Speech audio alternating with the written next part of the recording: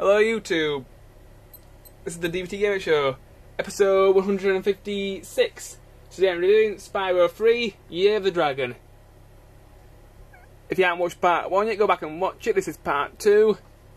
In the last part I covered story, graphics, controls, music, gameplay, and some of the good stuff about this game. So if you haven't watched that part yet, go back and watch it. Now let's pick up left off. I'm just about done talking about Sergeant Bird. As I said before, Sergeant Bird is a very good character. The only problem I really had with him was when I was playing with him was in certain stages you have to pick up bombs and put them and carry them to certain areas, and this can be a bit tricky. You can also aim your missiles by using the triangle button. It's like a sniper mode, which really helps if you want to make those hard shots. Overall, Sergeant Bird is a very good character, but dropping the bombs can be kind of difficult at times. Let me just find the next character's level and I'll talk briefly about him. One moment. Okay, I found the Bentley level. Bentley, he's an abominable snowman, a yeti sort of looking character. He's got a very big club and he's very heavy. He can be somewhat irritating because of his size and weight. He can't jump very high, kind of like Chunky Kong in Donkey Kong 64. Can't do double jumps either.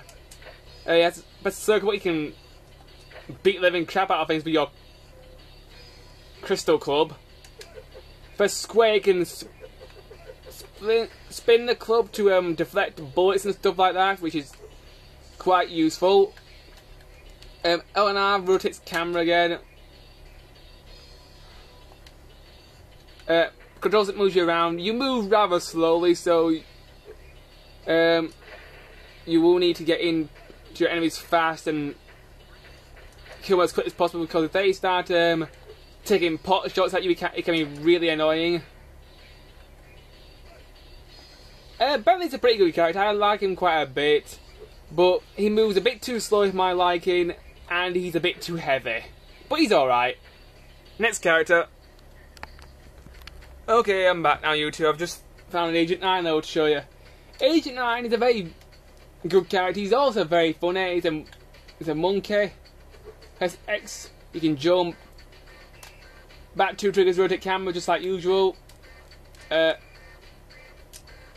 Circle fires your gun. It's a homing gun. And you won't miss.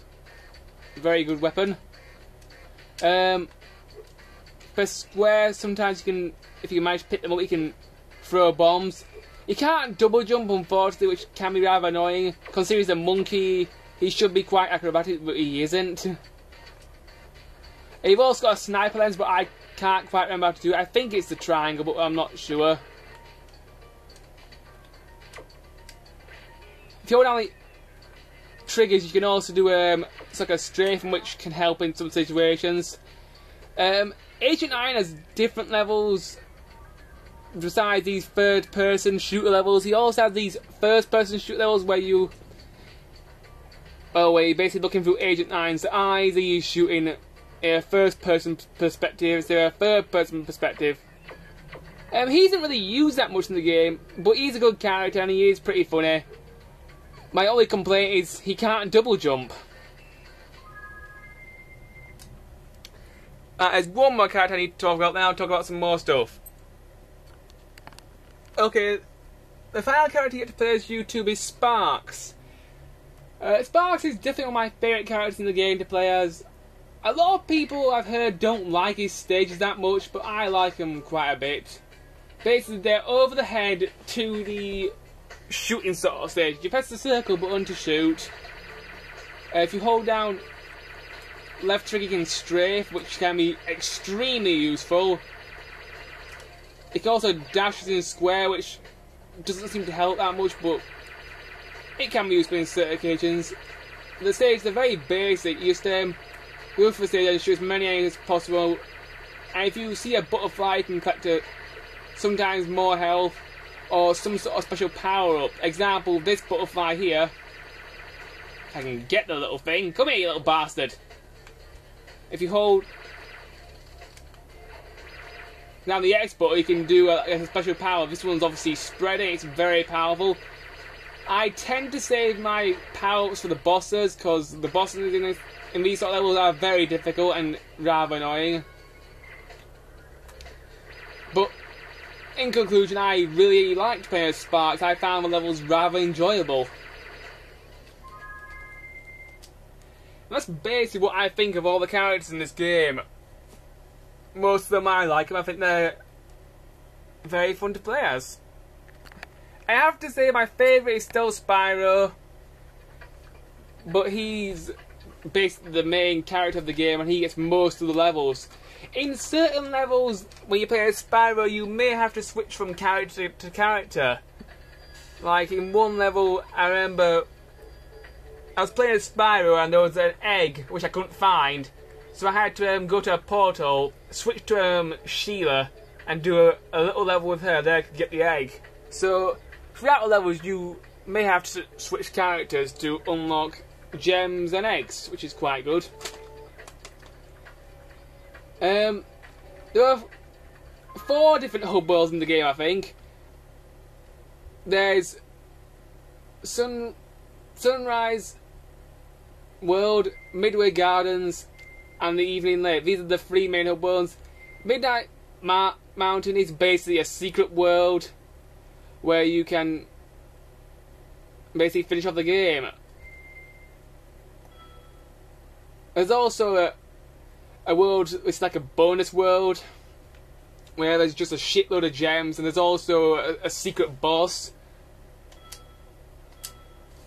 The levels in the game, they are very good. Some of them are hard, some of them are easy. And this is definitely one of the best platforms I've ever played on the PS1.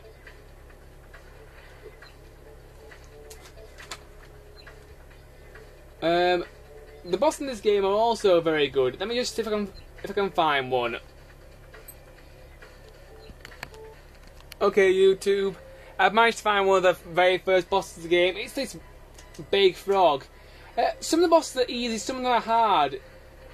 The secret boss is one of the most annoying ones, because he's like a spaceship. But this frog guy isn't really that much of a problem once you figure out what you need to do to him. This boss is very simple. You just need to ram him into lava. In some bosses, the other characters will help you out. Like in this boss, Sheila decides to help you by helping you get the toad into the lava. I'll just get in there. Come on. There we go.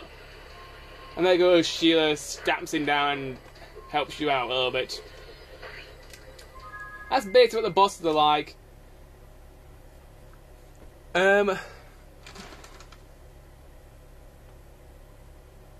Throughout the game, there are several collectibles that you must collect to progress. The eggs are the main thing you need to find. Basically, the eggs, once you find them, you can unlock more levels. They're kind of like power stars in Mario 64. The second thing you must collect a lot of is gems. Now, the gems are very important. Throughout the game, you meet up with this guy called Moneybags, and he will charge you a certain amount of gems to get through a door or to access a secret character. And he can be rather annoying. Anyway, YouTube, I've run out of time, so I'll finish this review off in the next part. Bye!